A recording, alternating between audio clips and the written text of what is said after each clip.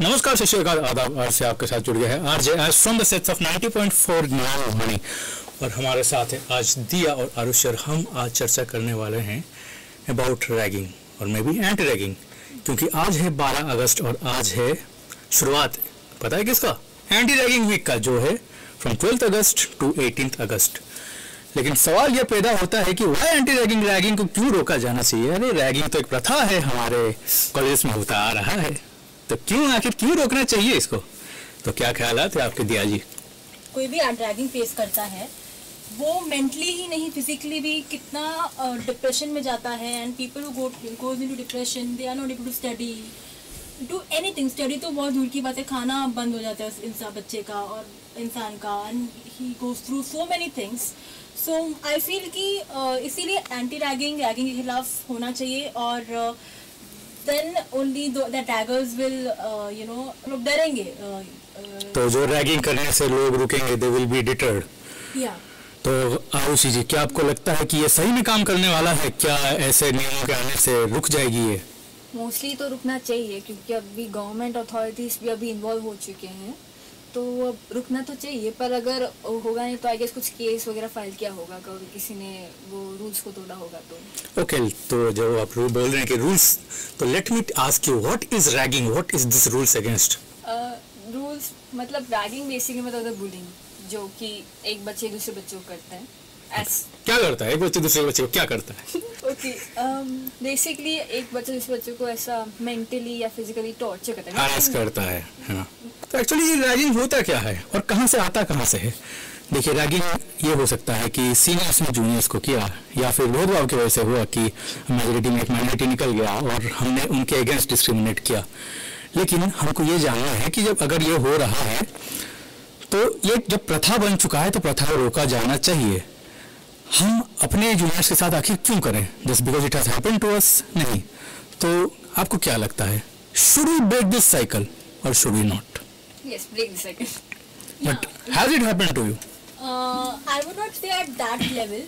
I was in school actually, but इतना ऐसे level में नहीं हुआ। But I feel कि those people who do ragging, उन्होंने कहीं ना कहीं खुद से उनके इसमें मतलब रहता है कि यार हम कुछ नहीं है ना, मतलब जिंदगी में तो दूसरे भी कुछ नहीं होना चाहिए।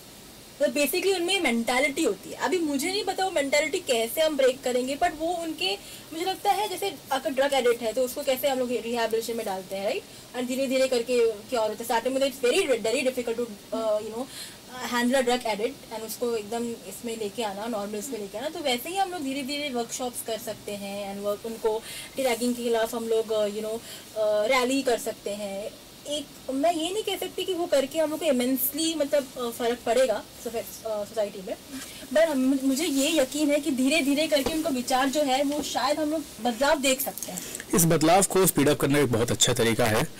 अब मान लीजिए वही उनके जूनियर्स में उन्हीं के भाई बहन आए होते, तब क्या वो ऐसा करते? आरुषि जी, क्या लगता है आपको? आई डोंट थिंक फैमिली में कोई ऐसा करेगा, because I don't think family में कोई ऐसा करेगा, क्योंकि there's some sort of love in family, so okay.